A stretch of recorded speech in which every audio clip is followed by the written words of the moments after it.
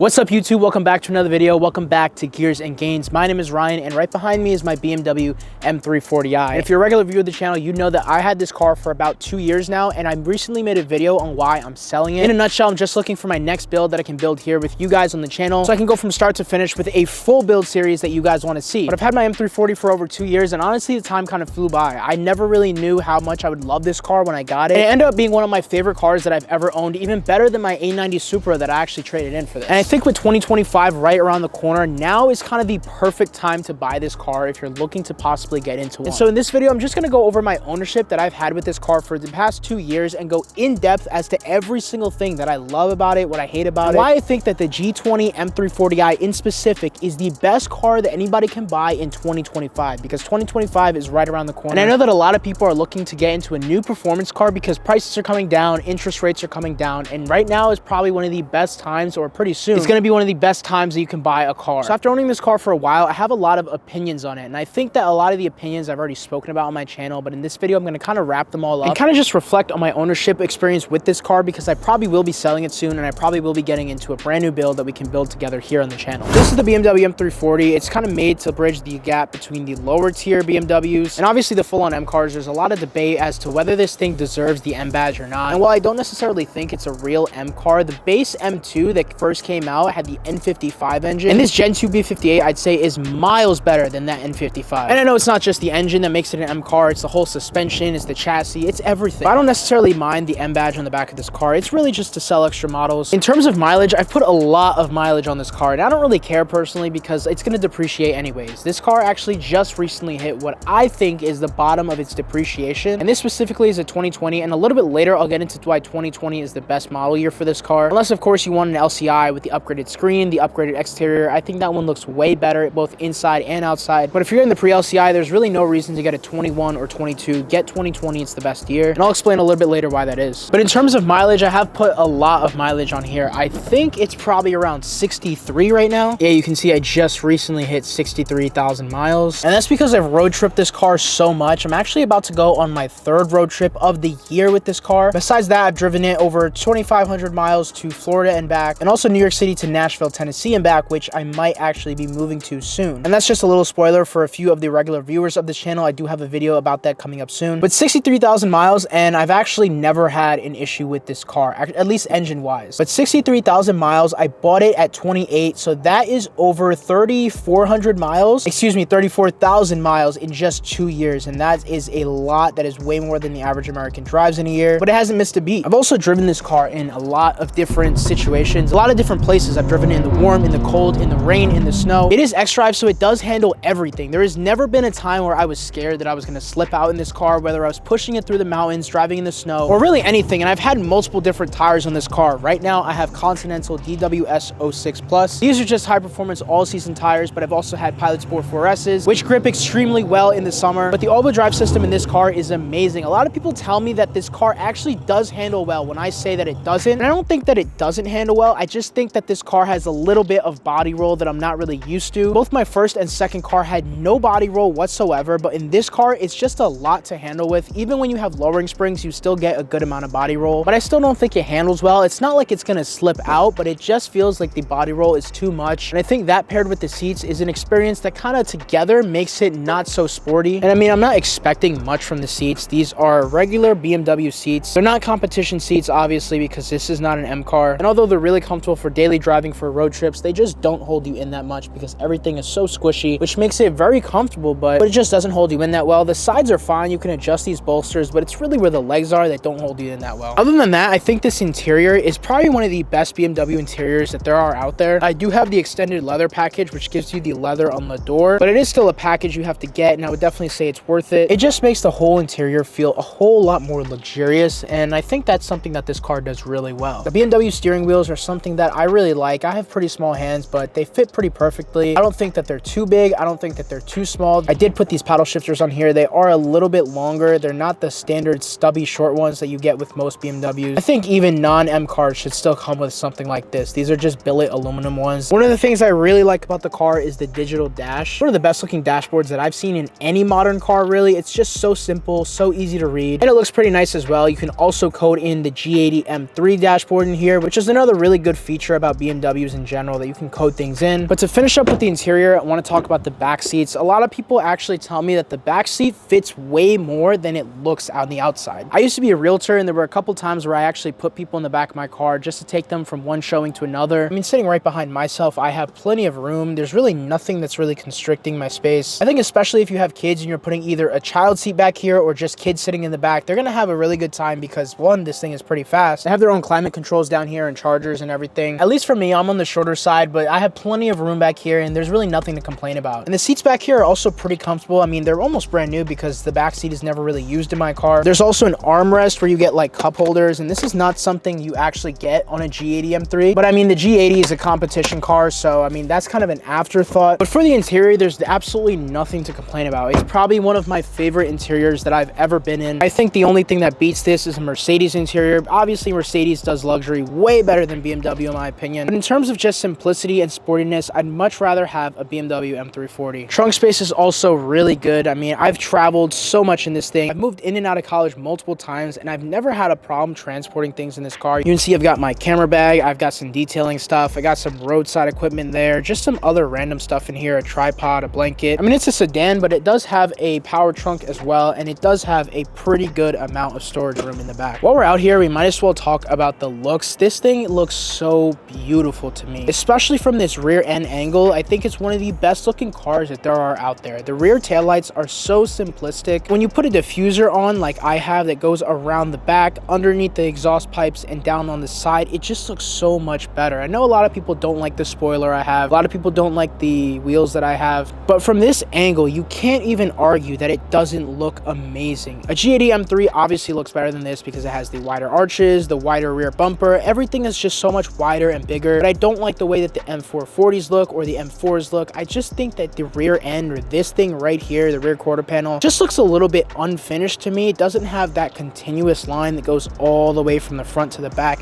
And this kind of does, because you have it right here from the tail light, goes all the way to the front, and from the taillight all the way to the front, you still have this continuous line. That is one of the biggest things that makes this car look so beautiful to me, is that everything just kind of flows so well. The front to the rear to the side, everything is just perfect. Coming around the front, in terms of the M340 itself and not the modifications that I have on this car, because I have cracked a couple front lips, I think something that I hate is probably the fact that one, the dealer gave me some weight reduction with these bumper holes for the license plate, but that's just because I live in New York and it's required, and they just kind of slap it on there as an afterthought. The active grill has broken on me, but that's just something random that happened. The only problem I think with this car is the mirror motors. When you lock and unlock this car, and it actually has the thing where you can just press it right there and it locks the car automatically. These mirrors come in and out. You can't kind of tug them out. You can't push them in. They have a motor inside that does it automatically. You can see that the fitment on my carbon fiber mirror cap is not that great because the dealer actually had to replace this motor, and they broke one of the clips from the carbon fiber mirror cap. Water gets inside here and it goes down where the mirror motor is, somewhere down here I guess, and it breaks, and sometimes your mirror will literally be stuck like this when you're driving until you go to the dealer and fix that motor. But I believe it's covered under warranty. Mine was covered under warranty. Now I'm pretty sure they're still covered under warranty. And while we're up here in the front, man, this thing just looks so good. I'm really gonna miss the way that this thing looks. I think it's one of the best looking sedans that there are out there right now, especially if you get laser lights. I actually didn't know what BMW laser lights were when I got this car, but I'll put a picture up of the laser lights right here on the screen. They just look so good with the laser lights. It looks so mean from behind. When you see something like that coming towards you in your rearview mirror, you get a little bit scared because it looks so mean. I wish I had laser lights. I didn't know about them before, but I definitely will get them on my next BMW. Now it's kind of weird because I think BMW got rid of laser lights completely, and I think every single BMW comes with the same kind of lights, which is the laser light look. They just don't have the laser light function anymore where they're extremely bright. I don't know what the new ones are called, but I just know that laser lights are no more in BMWs. But you won't have to worry about getting a headlight that you don't like the look of, because now all of them look exactly the same, whether that be on an M car, an M340, or any BMW. So when it comes to xDrive, that's the all-wheel drive system that BMW has on their cars. I know a lot of people talk about Audi and Subaru and how they're the best all-wheel drive systems, but I think xDrive, to me personally, is by far the best. And it's because it's a rear bias system. So you get a little bit of that playfulness in the rear when you drive this car, especially when you have modifications like I do. And that paired with the B58 engine that has a lot more torque than horsepower, it makes it pick up off the line pretty fast. So finishing up with performance, a big reason why you would want to buy this car is because of how good it is to modify. I've made so many videos on my channel just about modifying modifying this car, so I'm not going to talk really much about it here. But what I am going to talk about is how good of a car it is when it's modified. Now, I have 500 horsepower, I guess, to the wheel. I've never dynoed it, so I don't really know if that's a real horsepower number. But when you modify this car, and also with the all-wheel drive system, it picks up so quick. For reference, stock for stock, this car has the same 0 to 60 as an A90 Supra. And an A90 Supra weighs, I want to say, 400 pounds lighter than this. But they both have 3.8 0 to 60 times, and it's because of the all-wheel drive system. The B58 engine, on top of being known for being reliable and for being good to modify, also has a lot of torque, and I think it goes perfectly with an all-wheel drive system as compared to a rear-wheel drive system. But I think because it's all-wheel drive paired with that high torque engine, it just makes it a much better feeling experience than something like an A90 Supra, and I should know because that was the car that I actually traded in for this. And I think comparing it to other BMWs that compete with it, the only other car that I'd say that really does give it a good run for its money is the F80 M3. But if you want all-wheel drive and you want to be able to drive year-round, then I think this car is a no-brainer. And I chose this because of the all-wheel drive system, also because of the tunability of the engine. And the interior was also a really big part of it. I like the modern interior much more. I've done comparison videos on both of those cars compared to the M340 up on my channel, so you can watch that if you're interested. But this thing is really a jack of all trades. It does good with performance, it's reliable, it's comfortable, and I think it's probably the best sporty daily driver that you can buy for the money. And that price tag is 35 to 40K, of course, and I think that because of just how cheap and affordable it is right now, and especially going into 2025, for 2025, this car is probably the best deal that you can get out of any car that there is out there. If you're looking at 40K, you can get a couple of different cars. This thing is cheaper than a Honda Civic Type R. I want to say it's around the same price that a Mustang GT would cost. There's really no JDM car that can compete with an M340. I think the only one is the Supra, but the Supra is a BMW, of course. The only other cars that can compete with it are probably some American cars that are around the $40,000 range, or other German cars like the AMG C43 and the Audi S5. But I think that this thing blows both of those things out of the water just because of the performance aspect. It does compete a little bit better, in my opinion, with an RS3, but an RS3 is a full-on RS car, so you are getting much better handling, much better performance. But comparing the engines, the 5-cylinder Daza to the B58 engine, I think that's where both of these cars kind of compete with one another. So if you want to do what a lot of other people do with the M340, and that's straight line speed racing, then I think the RS3 is also worth looking at. But I still believe that the B58 engine is better because you can get those parts for cheaper, modify it to higher horsepower numbers. And a weak point of the RS3 is actually the engine internals, so you won't have to worry about any of that stuff because with the B58 engine, all of those internals are forged, so I just think it makes it a much better car to buy and modify. But it's a very quick car, and it's plenty for daily driving, it's plenty for the road. You really don't need to do much other things on this car. So we started driving, I was talking, and the camera wasn't even recording. So just to go over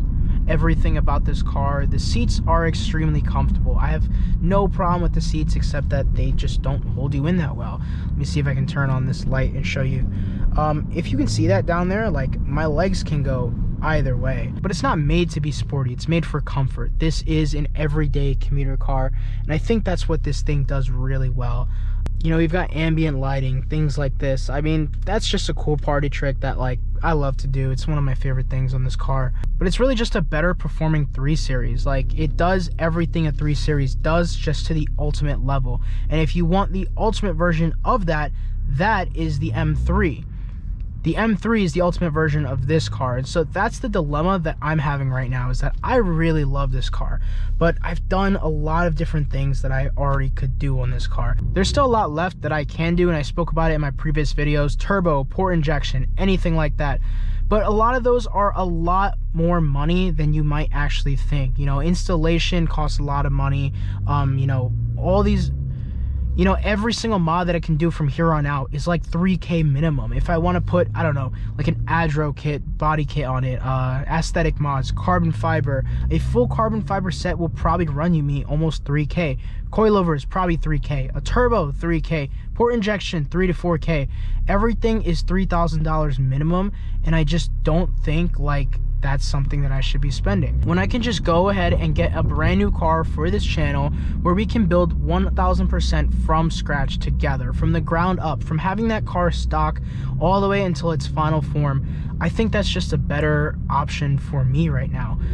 For the regular person, I don't think that's the better option. For the regular person, I think the M340 is the better buy. I said that this car is the best car going into 2025 for the money, and I stand by that. For the money, the M340 is a better deal than the G80 M3. Hands down, no questions asked. It's probably the best deal in cars right now. For 35, 40K to get a car like this that you just put downpipe tune, you know this, you know what I'm talking about. Like, you can just do very simple things, make 550 horsepower. What else could somebody who's looking for a reliable, fun daily possibly ask for? Yeah, maybe they could buy a car that handles a little bit better, but if we're being honest, in terms of sedans, like, this has xDrive. xDrive, like I said, is one of the better performing all-wheel drive systems that there are out there, in terms of handling at least. I think Audis maybe handle a little bit better with the Quattro system. I think it's because it's front-wheel drive biased. In my opinion, I've heard mixed opinions, mixed things about it. Front-wheel drive systems just handle better because the front-wheel drive cars have razor sharp steering. It's just simple fact. I think the RS3 handles better than this car. It blew away the M2 on the Nürburgring. It blows away this car, obviously, because it's not even a full-on M car in terms of handling. But the RS3 is smaller. You don't have as much space in an RS3. The RS3 is a better handling car, though. Definitely. I don't think it's better if you're modifying a car for straight line speed. Yes, it's lighter, but the internals, like we spoke about earlier, are not as strong as, you know, say M340. The biggest thing that makes the B58 reliable is those forged internals. And that's why people are able to push 700 horsepower without even opening up the engine. The transmission brakes way before you even have to worry about the engine. So because of that, like, if you want to take the car to the track on the weekends and then you want to just bring the kids to school Monday through Friday and commute to work after, you can do that. 1000% you can do that, and you're not going to have any problems doing that. But this car is really for the simple person. You just want something that does the job. You don't want anything that stands out, because if you want something that stands out, you know, I'd say an RS3 stands out a little bit more than this car, but that's because it's a full-on RS car. I would also say an M3 stands out more than this, but that's also a full-on M car. But that brings us back to the price and the fact that those cars are all way more expensive than this car is. 35, 40K. If you want, you can get an F80 M3 for 40K. What the heck is happening here? If you want, you can get an F80 M3 for 40K. More accidents? Bro, what the heck? That's just New York in a nutshell. You can get an F80 M3 for 40K, but it might not be competition package. It might not be fully loaded. It might have a little bit higher mileage, you know? But with this car, you can get 2020, the best model year, fully loaded for around that price range with low mileage. And the reason that the 2020 is the best model year to get is because if you're going to tune it, you just have to go straight to your tuner.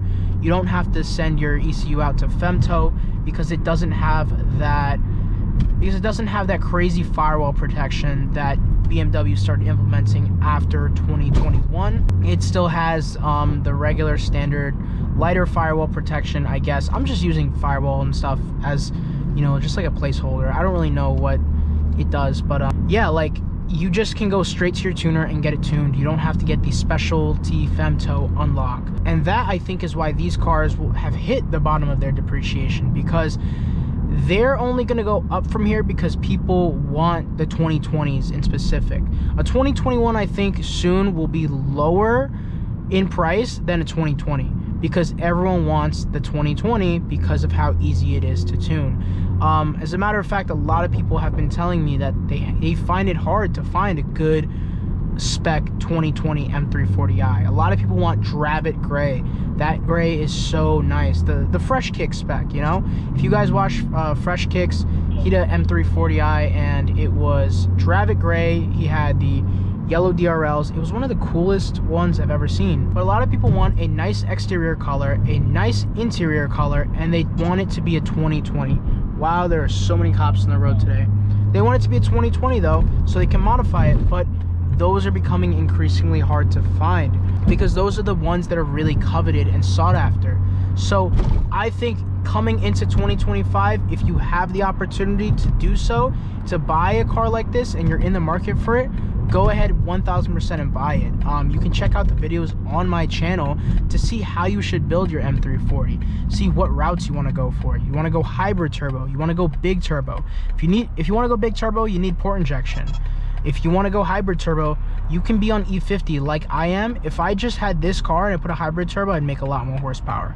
I'd probably be under 10-second quarter mile, I want to guess. You can do a whole lot with just not that much money and not that much mods, not that many mods in this car. And that's what makes it so good, especially going to 2025 when everyone is looking to buy a G80 M3, when everyone is looking to buy, you know, maybe the new G90 M5 or a G87 M2. Interest rates are coming down and everyone's gonna make that jump, make that next step. Instead of doing that, you can just go ahead and buy an M340 when everyone is getting rid of theirs, because I know I'm getting rid of mine soon. So instead of jumping up to a G80 M3 and having something like a $1,200, $1,500 car payment potentially, you can get an M340 and have maybe below like $600 car payment, you know, around the $500 range, depending on your credit, you know, how much the car actually costs. My car payment right now is about $730 a month. That is a lot for a car. Yes, I understand. But it was a 50K car, MSRP, and I financed it for probably the most amount of months that I could possibly do because I knew I was doing something like this with it. So instead of jumping up to a G80 M3 where you're gonna have a $1,200, $1,500 car payment, you can get something like an M340 or M240 even, if you like the coupe better. I wouldn't get an M440. It just doesn't look that good in my opinion. That car has always been to me an afterthought.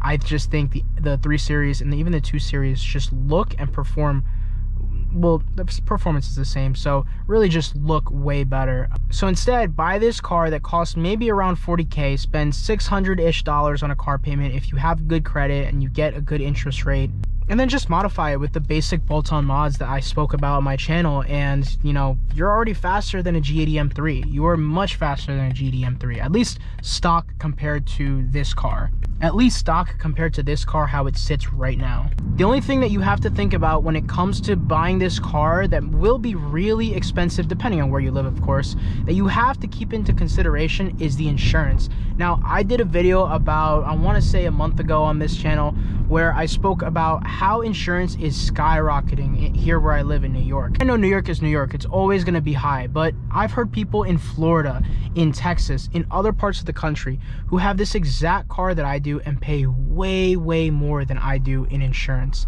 So that's another thing to think about, and that's just because of the people that are unfortunately buying this car. People who are buying this car now are young kids, people who are doing those modifications and thinking that they can handle all of a sudden that crazy amount of power. Because 380-ish horsepower is a lot, but 500 is a whole lot more. And especially, like I said, that torque figure.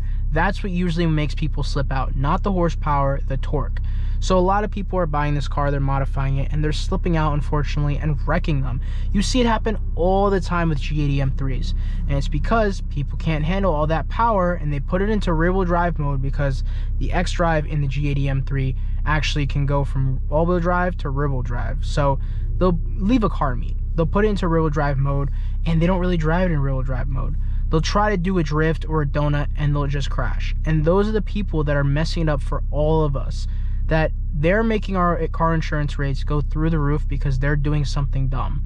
And that's, I think, the worst part about owning this car, or just a BMW in general right now, is that it's so hard to get cheap insurance. Luckily, thank God, I pay somehow $212 on my insurance. I'm not under my parents' insurance. I'm on a family plan. I have State Farm, but I am 25. I just turned 25 this year, and I've never had an accident. I've never had any issue with insurance or the law, no tickets at all. So that really is on my side. But I do know also people who are under 25 who have the same exact kind of situation as I have. And they're not as fortunate as I am. They pay way more. My friend had an F80 M3. He's 21 years old. He used to pay $300 a month when he first got the car. They gradually raised it to $400, $500. Now he pays $900. And even recently this month, he pays $2,500 for car insurance. His car payment or his insurance is 4 times his car payment. That is insane. And that's just the unfortunate world that we live in now with BMWs, that, you know, it's getting that expensive to own a BMW because so many young people are getting their hands on these cars and they're crashing them. And what happens when they crash them? Insurance companies are just going to raise the rates for everyone across the board. Look at Allstate, Progressive. If you live in New York, you know exactly what I'm talking about. They won't even accept you on your insurance. If you have a BMW, no, we don't cover those. Oh, an Audi, no, we don't cover those. Mercedes, we don't cover those. They're not covering almost any German car brand, you know? Maybe if you have, I don't know, a Porsche or something, but the big 3 German car brands, they just don't cover anymore. They don't, because people are crashing those cars. Those are the most popular cars in big cities like, you know, New York, Miami, Houston, places like that. They're not covering them anymore. And so people in big places like Texas, New York, Florida, California as well, I forgot California, they're just getting dropped from their insurances. My friend with a 540i just got dropped by his insurance for no reason. He never did anything, never had an accident, never had a ticket, anything. He just got dropped by his insurance for no reason. And they said, yeah, we just don't cover you anymore. We don't cover BMWs anymore, I'm sorry. So, I don't know. That's just something to think about if, you know, you're looking to buy a car like this. If you have accidents on your record, if you have something bad on your record, an accident, a ticket, don't buy this car. Don't buy this car because they will not cover you. They will try anything to not cover you. And make sure you call and get an insurance quote first. But even then, like it happened with my friend with the F80, your insurance can and probably will still gradually go up every single month until, you know, maybe your renewal comes around 6 months and they'll just raise it an insane amount to the point where you won't even want the car anymore. My friend with the F80 might even sell his car because he just $2,500 a month. Are you kidding me? That's what an apartment costs in New York City. But it's just getting a whole lot worse and a whole lot harder to drive a BMW in really any city, unless you live in, I guess, the middle of nowhere. I watched Jake Schnatter's video where he broke down on his insurance and he pays something like $400 a month for 3 cars. That's insane. I mean, he lives in the middle of nowhere. I think he lives in Washington. I mean, he lives in what, I mean, most people would consider the middle of nowhere. He lives in Washington State. But, you know, like $400 a month for 3 cars is crazy. And 3 performance cars for that matter. An F82 M4, an A90 Supra, and a C6 Z06. 3 performance cars and you spend less than still 3 performance cars and you spend still way less than most people in a big city spend on 1 car for insurance. That's just crazy to me.